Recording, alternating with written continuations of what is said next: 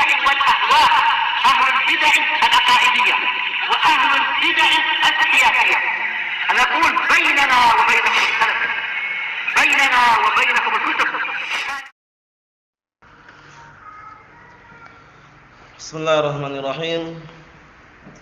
الحمد لله الذي أرسل رسوله بالهدى ودين الحق ليظهره على الدين كله وكفى بالله شهيدا وأشهد أن لا إله إلا الله وحده لا شريك له إقرارا به وتوحيدا وأشهد أن محمدا عبده ورسوله صلى الله عليه وعلى آله وسلم تسليما مزيدا لا نبي بعده.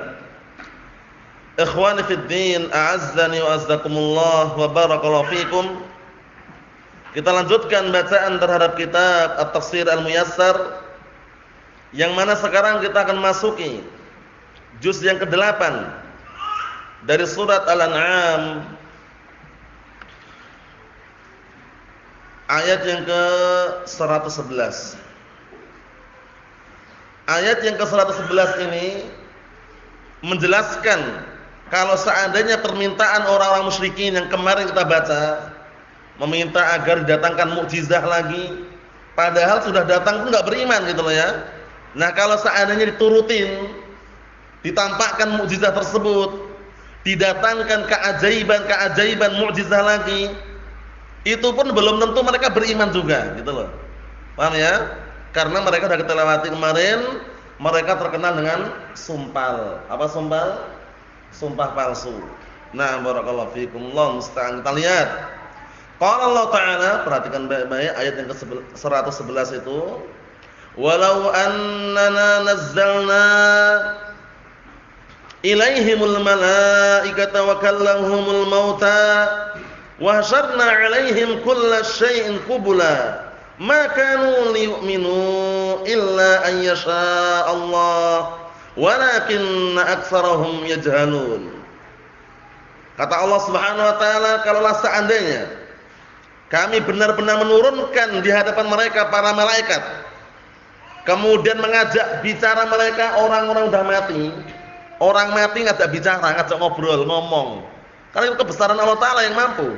Kalau seandainya seperti itu, wa hasyarna 'alaihim kulla syai' qubula, dan kami bangkitkan, kami kumpulkan segala sesuatu di hadapannya yang membuat mereka menerima. Bayangkan, diturutin semuanya.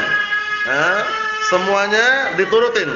6, dikumpulkan di hadapan mereka segala sesuatu yang membuat mereka menerima. Nah, kemudian diturunkan di tengah-tengah mereka malaikat. Kemudian orang-orang mati ngajak bicara mereka, bayangkan. Nah, sudah enggak bisa dikatakan hal seperti ini kan sudah besar tanda-tanda Allah Ta'ala, yang tanda-tanda kebesaran Allah Ta'ala yang diberikan kepada mereka. Itu pun bagaimana? Makanu liyu'minu. Itu pun apa? Belum tentu mereka mau beriman illa ayyasha'allah, kecuali yang Allah Ta'ala kehendaki. Walakinna aktsarahum yajhalun. Akan tapi kebanyakan mereka adalah orang-orang yang bodoh, tidak tahu tentang apa? Kebesaran Allah Subhanahu wa ta'ala. Allahul musta'an. Qala al-mufassirun asabahumullah walau annana ajabna talaba haula'il musyrikin, ya kan? Kalau seandainya kami penuhi permintaan mereka orang-orang musyrikin, fanazzalna ilaihimul malaikah minas sama'. Pertama, kemudian kami turunkan di hadapan mereka malaikat dari langit. Diturutin semuanya. Katanya kan minta mukjizat, minta bukti. Nah, kalau seandainya diturutin, kalau seandainya kami penuhin apa yang mereka minta, kami turunkan malaikat dari langit, wa auhayna lahumul mauta wa ahyayna lahumul mauta. Kemudian orang-orang yang mati dihidupkannya. Setelah itu apa? Fakallamuhum, yang mati tadi ngajak bicara mereka. Coba bayangkan, keajaiban atau bukan? Itu kalau seandainya dipenuhin permintaan mereka seperti itu pun. Wa jama'na lahum kulla syai'in talabuh fa'ayanuhu muwajahatan. Kemudian kami kumpulkan di hadapan mereka segala sesuatu yang mereka minta, diturutin maksudnya, dipenuhi permintaan mereka. Fa'ayanuhu, kemudian mereka menyaksikan langsung secara berhadapan, menyaksikan langsung ini ya. Lam yusaddiqu bima da'awtahum ilaihi ayyuhar rasul. Mereka pun belum tentu menerima dan tidak mau membenarkan dan tidak beriman dengan apa yang engkau dakwahkan kepada mereka wahai Rasul. Bayangkan. Sudah diturutin, dipenuhi permintaan mereka, diturunkan malaikat dari langit, orang-orang mati dihidupkan, ngajak bicara mereka pun, itu pun apa? Belum tentu mereka mau menerima dakwah Nabi Muhammad sallallahu alaihi wa ala alihi wasallam. Allahul musta'an. Kita lihat sini, walam ya'malu bih, dan belum tentu mereka mau beramal dengannya. Illa, kecuali ini, illa man sya'allahu lahu hal hidayah, kecuali yang Allah Ta'ala kehendaki untuk mendapatkan hidayah orang tersebut. Walakin aktsara haula'il kuffar yajhaluna al-haqqa alladhi ji'ta bihi min 'indillahi ta'ala. Allahul musta'an. Akan tetapi kebanyakan mereka orang-orang kufar, mereka itu bodoh terhadap al-haq, bodoh terhadap kebenaran yang telah engkau bawa wahai Muhammad dari sisi Allah Subhanahu wa taala. Itulah keadaan mereka. Sudah minta diturutin, dipenuhin, tapi permintaan tersebut hanya untuk mengelabui saja.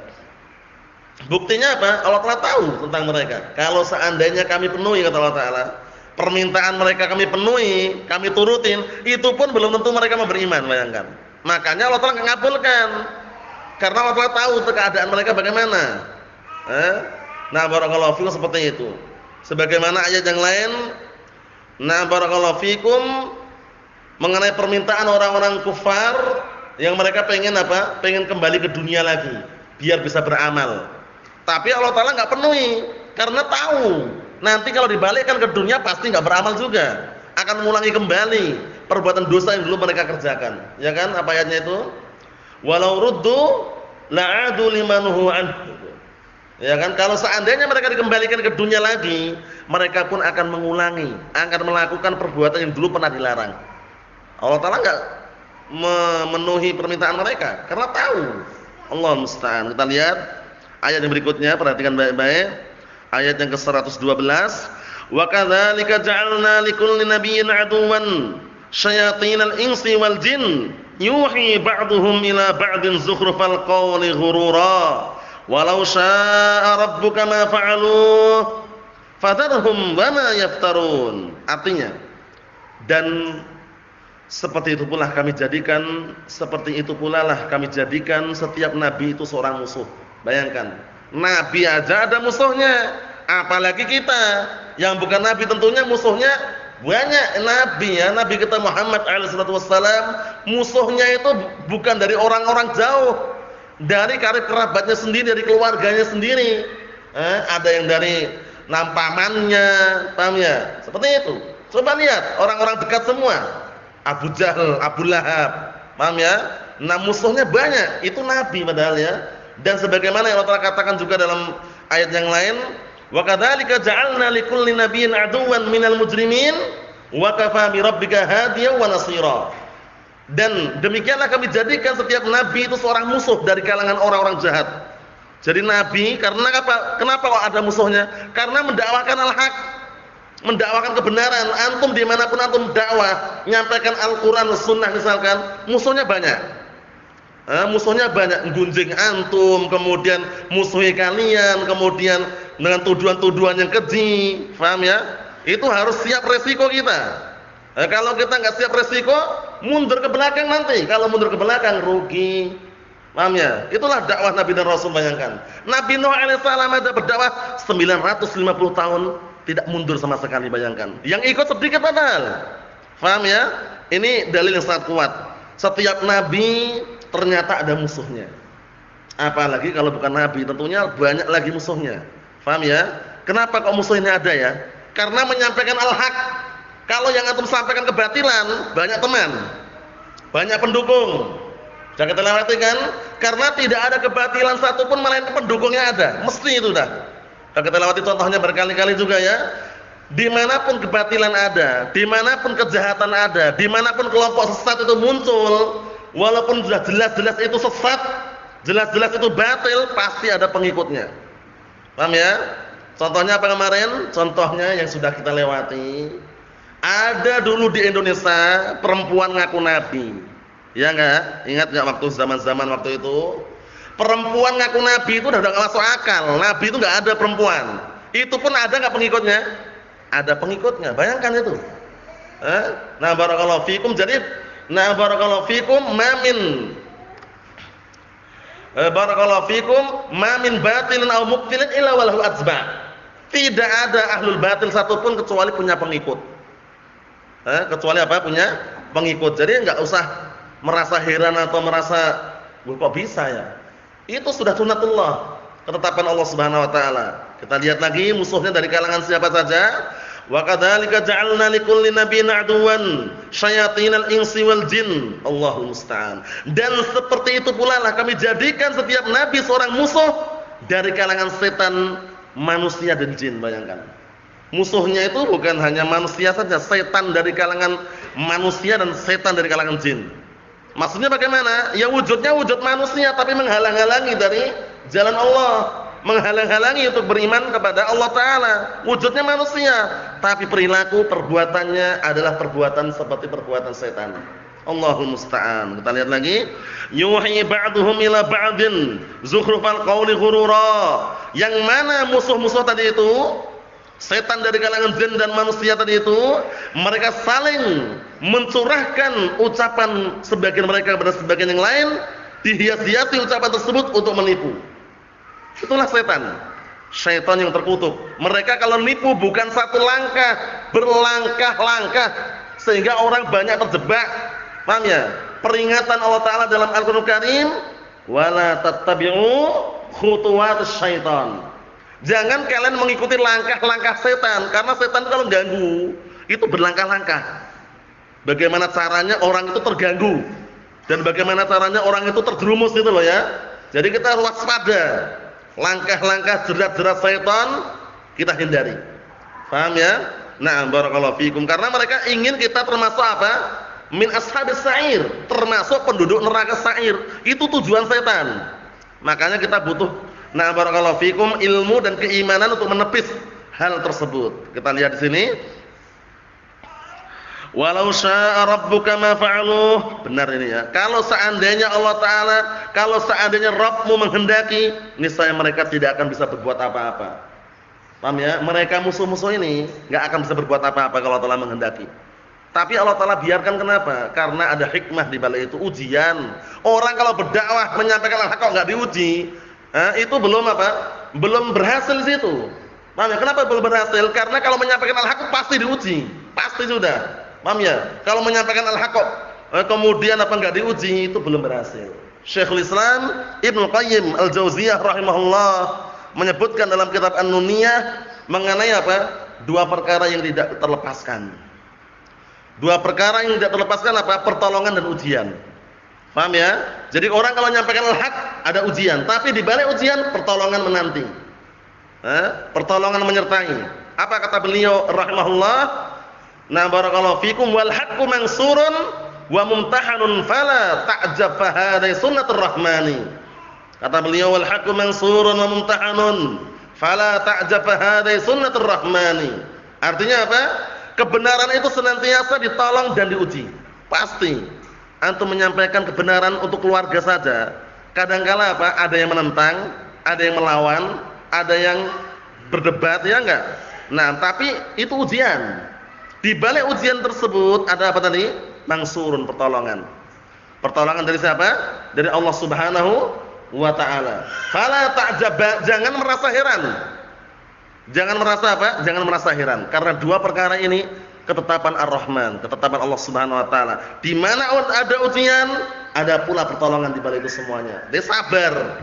Paham ya? Sabar di dalam berdakwah. 4 poin yang sering anak ulang-ulang, nukilkan kalamnya siapa? Al-Imam Al-Mujaddid Syekh Muhammad bin Abdul Wahhab di awal-awal kitab Al-Ushul Tsalatsah. Apa 4 poin? Ilmu, amal, dakwah, sabar. Ilmu punya, amalkan. Setelah diamalkan, dakwahkan. Jangan diam saja, dakwahkan, sampaikan al-haq walaupun pahit rasanya. Kemudian dakwah bagaimana? Sabar. Orang dakwah harus sabar ya. Nah, barakallahu fikum. Jangan wah, ana udah berdakwah bertahun-tahun kok cuman kayak gini aja, ya sabar. Ingat-ingat patokannya kemana-kemana patokannya? Nabi Nuh alaihi salam 950 tahun. Yang ikut cuman sedikit, bayangkan. Itu kalau kita ngelihat masih ada pengikutnya, disebutkan dalam hadis yang panjang mengenai kisah yang ditampakkan di hadapan Rasulullah para nabi, ada nabi yang tidak punya pengikut, itu nabi. Kalau manusia biasa seperti kita ini ya sangat mungkin enggak punya pengikut. Paham ya? Nabi ada yang enggak punya pengikut, bayangkan. Sebutkan wan nabiyyu laisa ma'ahu ahad. Dan ditampakkan di hadapan Rasulullah nabi yang tidak punya pengikut, bayangkan. Jadi orang mendakwahkan al-haq bukan mencari pengikut. Paham ya? Ada yang ikut, walhamdulillah, berarti telah sampai pada dia hidayah. Kalau tidak ada yang ikut, terus berdakwah. Insyaallah bismillah, dalam keadaan seperti itu Allah taala yang akan membalasinya. Paham ya? Na'am barakallahu fikum. Kita lihat lagi. Ini bagus sekali ayatnya ini ya. Na'am, fadharhum wa ma yaftarun. Tinggalkan mereka, biarkan mereka dan apa yang mereka bikin-bikin berupa kedustaan. Biarkan. Setelah didakwahkan kok enggak terima ya biarkan, mau diapain lagi? Paksaan enggak boleh. Ya, sudah kita lewati kan, maksa dalam berdakwah itu jangan. Memaksakan kehendak antum harus mau ya akhi, kalau enggak mau awas. Enggak ada. Paham ya?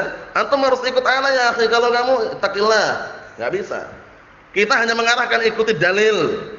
Ikuti qala Allah, qala Rasul. Kalau dia enggak mau bagaimana? Sabar. Jangan dipaksa. Enggak ada paksaan dalam berdakwah itu ya. Sampaikan yang ada itu, sampaikan terus, sampaikan, didoakan, sampaikan, didoakan. Ini kan antum saksikan sendiri proses ketika mendakwai orang tua bagaimana. Ya mungkin antum merasakan ya, sebagian orang tua yang dulu awal mulanya menentang dakwah salafiyah, memusuhi, terkadang kita dibilang apa? Dibilang ngikutin ajaran yang ekstrim, tapi dengan berjalannya waktu lunak hatinya dan akhirnya ikut, paham ya? Mempelajari ilmu Al-Qur'an was sunnah. Bayangkan, sabar. Nah, barakallahu fikum, seperti itu. Nah, kita lihat tafsirannya. Qala al-mufassirun asbahumullah. Perhatikan baik-baik. Kama wa kama ibtalainaka ayyuhar rasul bi'a'daika, dan sebagaimana kami telah menguji engkau wahai rasul bi'a'daika dengan musuh-musuhmu minal musyrikin, dari kalangan musyrikin. Bahkan ujian yang ditimpakan oleh Rasulullah itu bukan hanya dari kalangan musyrikin, dari kalangan orang-orang yang menampakkan seakan-akan para sahabat. Siapa itu? Orang-orang munafikin, ya enggak? Orang-orang munafikin menampakkan seakan-akan bersama para sahabat. Salat ikut salat, jihad ikut apa? Berangkat jihad juga walaupun pulang sampai tengah perjalanan. Tapi kan ujian. Paham ya? Seperti itu. 6. Ibtalaina jami'al anbiya, kami pun juga menguji semua nabi alaihissalam. Masya Allah. Berarti ujian tersebut bukan kepada Nabi kita Muhammad alaihissalam saja, bahkan pada semua nabi. Antum ingat kisah ulul azmi?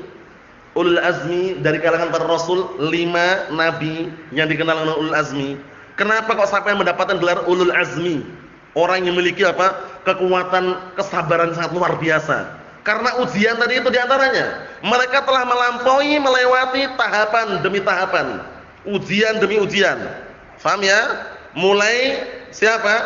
Nabi Ibrahim alaihissalam, ujian yang luar biasa dari bapaknya sendiri, ya kan? Kemudian dari keluarganya juga ada ujian, ya kan? Disuruh ninggalkan Ismail, dan Ismail di suatu tempat yang enggak ada kehidupan, itu ujian bukan? Ujian. Setelah Ismail besar disuruh nyembelih. Ujian bukan?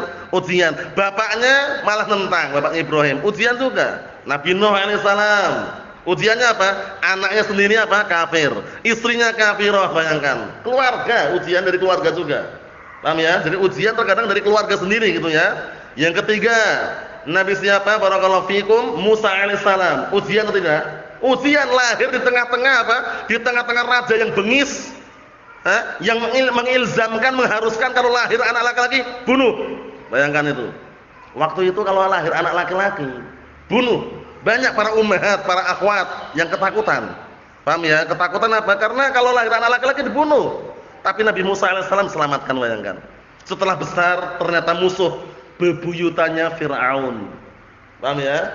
Nah, mendebat, melawan, berperang Nabi Musa alaihissalam. Ibrahim, Nuh, Musa. Nabi Isa alaihissalam. Ini ulul azmi ya, ulul azmi ada 5 kan. Nabi Isa alaihissalam bagaimana perjuangannya? Beliau dimusuhi dari kalangan kaumnya sendiri. Orang-orang Nasara yang benci sama beliau ada, yang tidak mau beriman dengan beliau. Sehingga beliau dikejar kan, dikejar mau dibunuh. Jadi orang-orang Yahud bersengkongkol dengan orang Nasara yang tidak beriman dengan Nabi Isa alaihissalam. Dikejar beliau sampai beliau masuk di suatu tempat. Disebutkan dalam kisahnya itu di dalam gua. Paham ya? Tapi Allah Ta'ala selamatkan. Nabi Isa alaihissalam diangkat oleh Ta'ala sampai ke langit. Hingga saat ini masih hidup dan akan turun nanti di akhir zaman sebagai penumpas Dajjal. Bayangkan. Paham ya? Akhirnya Allah Ta'ala uji mereka. Dengan apa? Keluar sosok seseorang dari gua tersebut, keluar wajahnya mirip dengan Nabi Isa alaihissalam. Syubbiha lahu, diserupakan dengan Nabi Isa alaihissalam. Itulah yang mereka bunuh. Itulah yang mereka salib. Paham ya? Bukan Nabi Isa masih hidup. Paham ya? Nanti di akhir zaman turun. Turun di mana? Turunnya Ihsan di Menara Putih, daerah apa? Damaskus. Paham ya? Menara Putih didampingi malaikat. Turun. Kemudian tidak lama kemudian, barakallahu fikum, salat di belakang Imam Mahdi. Setelah salat selesai, pertempuran terjadi antara kelompok pasukan Dajjal dan kaum muslimin. Setelah salat 2 rakaat kalau tidak salah itu ya, langsung begitu keluar orang-orang kufar pengikut Dajjal, orang Yahud, lari kotar-katir mereka. Tunggang langgang lari takutan. Dibunuh oleh orang-orang muslimin. Sembunyi di balik pohon. Semua pohon bicara semuanya. Tapi ada satu pohon yang diam 1000 bahasa. Enggak mau bicara. Pohon apa namanya? Pohon yang enggak mau bicara, dia diam aja dia. Orang belakangnya ada musuh, dia diam aja dia. Yang lainnya bicara semua. Wahai muslim, belakangku ada orang kafir, bunuh dia. Bicara semua pohon. Ini satu pohon ini diam 1000 bahasa dia. Enggak mau bicara dia. Pohon apa? Ingat enggak antum? Faedah aja nih, pengulangan kembali. Ya, Pak? Pohon apa, Umar? Wah. Pohon apa, Abu Umar? Pohon gharqad. Gharqad itu pohonnya namanya, pohon gharqad. Itu enggak mau bicara dia. Mana enggak mau bicara. Ini sekedar selingan. Nabi Isa alaihissalam ujiannya juga besar. Nabi kita Muhammad, nabi terakhir, ujiannya besar enggak? Ujiannya juga besar. Ketika beliau lahirkan dalam kondisi bagaimana? Bapaknya sudah meninggal juga, ya enggak? Kemudian diasuh dalam kondisi belum besar pun ibunya sudah meninggal juga. Faham? Kemudian setelah itu dimusuhi dari keluarga-keluarganya. Dicaci maki, dihina, dibilang tukang sihir, dibilang dukun, dibilang apa, barakallahu fikum, tukang bikin pantun, bayangkan. Penyair, tuduhan-tuduhan yang tidak masuk akal itu ya. Nah, dituduh apa lagi? Beliau dilempari dan batu, bayangkan. Kemudian dicaci maki, dihina, seperti kisahnya Abu Lahab dan istrinya, mencaci maki, menghina Rasulullah sallallahu alaihi wasallam. Paham ya? Sampai beliau hijrah, yang semula para sahabat hijrah dari Makkah ke Habasyah, kemudian hijrah dari Makkah ke Madinah, bayangkan itu. Ujian yang sangat luar biasa. Nah, barakallahu fikum. Sampai beliau meninggal dunia, ujiannya masih ada. Banyak orang-orang yang mengaku nabi. Ujian juga.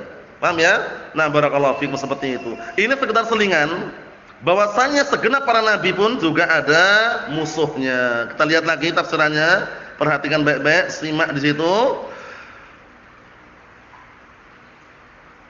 Ibtalaina jami'al anbiya alaihi wassalatu wassalam bi'a'da'i min maraddati qaumihim wa a'da'i min maraddatil jin. Ini. Dan kami juga menguji semua para nabi dengan musuh-musuh dari kalangan kaumnya yang membangkang, dan musuh-musuhnya dari kalangan apa? Jin yang membangkang. Ucapan jin membangkang berarti ada jin yang tidak membangkang. Naam. Jin itu ada yang muslim juga, mukmin juga ada. Jin yang sunni salafi ada enggak? Sunni salafi jin. Ada enggak? Ada. Karena jin dan manusia itu sama-sama terbebani apa? Syariat. Wa ma khalaqtul jinna wal insa illa liya'budun. Jadi jin juga ada yang jin yang sunni, yang salafi, paham ya? Ada juga jin yang syiah ada, macam-macam ya. Nah, disebutkan sini musuh-musuh Nabi dan Rasul tersebut adalah dari kalangan apa? Jin-jin yang membangkang. Yulqi ba'dhum ila ba'dil qaul alladhi zayyanuhu bil batil. Ini bayangkan ini. Mereka saling melemparkan, saling memberikan sebagian mereka kepada sebagian yang lain ucapan yang mereka hias-hiasi dengan kebatilan. Ini bayangkan ini. Jadi kebatilan itu kalau dihias-hiasi kadang-kadang nampak apa? Nampak indah dan bagus. Nah, disitulah orang tertipu. Disitulah orang tergiur. Kelompok-kelompok sesat kenapa kok sampai ada pengikutnya? Karena mereka pandai menghias-hiasi kebatilan, ideologi kesesatan mereka itu mereka hias-hiasi, mereka poles sehingga nampaknya masya Allah bagus. Jihad, ayo jihad kemana? Ke Palestina katanya. Ayo jihad ke Afghanistan. Afghanistan sekarang sudah dikuasai Taliban misalkan. Mereka Ahlus Sunnah. Bayangkan, dihias-hiasi, dipoles, media sosial heboh, akhirnya ada yang mau berangkat katanya. Padahal belum melihat sejarahnya. Makanya ahlul bidah wad dhalal, ahlul batil itu pandai bicara itu loh. Paham ya? Karena pandai bicara itu banyak orang yang tertipu, kebatilan dipoles. Paham ya? Kotoran manusia aja ya Afan, kotoran manusia. Itu kalau dipoles-poles, dihias-hiasi, nampaknya donat nanti. Paham ya? Banyak orang tertarik donat atau tidak? Ayo. Maksudnya bagaimana? Kebatilan apapun, kesesatan apapun itu pemikiran sesat, itu kalau dipoles-polesi, dihias-hiasi nampak indah, orang banyak yang ikut itu loh. Paham ya? Nah, tapi ingat, suatu ketika pasti akan terbongkar. Enggak akan lama kalau seperti itu, modelnya enggak akan lama. Paham ya? Karena akan tercium bau busuknya nanti. Nah, ketika tercium bau busuknya orang baru sadar, baru tahu ternyata ini batil. Bayangkan itu. Kita lihat lagi nih. Nah, liyaqtar bihi sami'u, ya kan? Liyaqtar bihi sami'u, agar pendengarnya itu tertipu. Ini orang-orang sesat pandai bicara. Apa hadis yang sudah kita lewati berkali-kali? Inna minal bayani la sihra. Sesungguhnya sebagian penjelasan itu sihir. Orang bisa tersihir, bisa termakan syubhatnya karena dia pandai bicara. Yang pandai bicara ini bukan hanya ahlus sunnah, ahlul batil pun pandai bicara banyak sekali. Memutarbalikkan fakta juga banyak. Paham ya? Nah, barakallahu fikum, sehingga apa? Tertipu. Ini bayangkan, liyaqtar bihi sami'uh, pendengarnya agar tertipu. Fayadhillu an sabilillah, akhirnya dia tersesat dari jalan Allah taala. Walau arada rabbuka jalla wa ala la hala bainahum. Perhatikan tafsirannya itu. Walau arada rabbuka jalla wa ala la hala bainahum wa bainat tilkal adawah. Penting ini. Kalau seandainya Rabbmu menghendaki, menginginkan, niscaya apa? Niscaya akan terhalang-halangi. Niscaya akan apa? Akan terhalang-halangi antara mereka dan antara permusuhan tersebut terhenti. Kalau Allah telah menghendaki, tapi dibiarkan kenapa? Ujian. Di balik ujian itu ada pertolongan. Inna ma'al usri yusra. Sesungguhnya bersama kesulitan pasti akan ada kemudahan. Seperti itu. Naam, kita lihat lagi. Walakinnahu al-ibtila minallah, tapi itu adalah ujian dari Allah taala. Seorang hamba itu kalau diuji, itu jangan pernah mengeluh. Jangan pernah merasa wah anak kok diuji terus ya. Sabar. Di balik ujian itu kasih sayang Allah Subhanahu wa taala. Sebagaimana perkataan Nabi kita Muhammad alaihi wasallam, "Innallaha azza wa jalla idza ahabba qauman ibtalahum." Allah taala itu kalau cinta pada kaum, itu menguji mereka, diuji mereka. Dicek kadar keimanannya seberapa. Paham ya? Faman radiya falahu ridha, wa man sakhita falahu sukhط. Kalau kaum tersebut ridha, dapat keridhaan Allah taala. Tapi kalau murka, dapat kemurkaan Allah Subhanahu wa taala. Ya enggak? Nah, yubtalal mar'u ala qadri dini. Seseorang itu diuji sesuai dengan kadar agamanya. Kalau agamanya semakin kuat, imannya semakin kuat, semakin besar pula ujiannya. Itu pasti kita sudah merasakannya. Ya enggak? Semakin kita istiqomah, semakin kita paham dalil, semakin kita paham Al-Qur'an Sunnah, ujiannya semakin besar. Oh, antum kalau belajar nanti kerjanya kapan? Wah, ujian besar. Paham ya? Kalau antum belajar terus, kapan nyari maishahnya? Padahal bisa di waktu yang lain, gitu loh ya. Tapi ujian, semakin antum istiqomah, semakin kita continue dengan al-haq Al-Qur'an Sunnah, ujian semakin besar. Nah, itu ujiannya. Mampu enggak dia menepisnya? Mampu enggak dia mengkondisikan keadaannya? Faham tuh ya? Nah, barakallahu fikum, seperti itu. Kita lihat lagi, perhatikan baik-baik tafsirannya itu. Dikit lagi.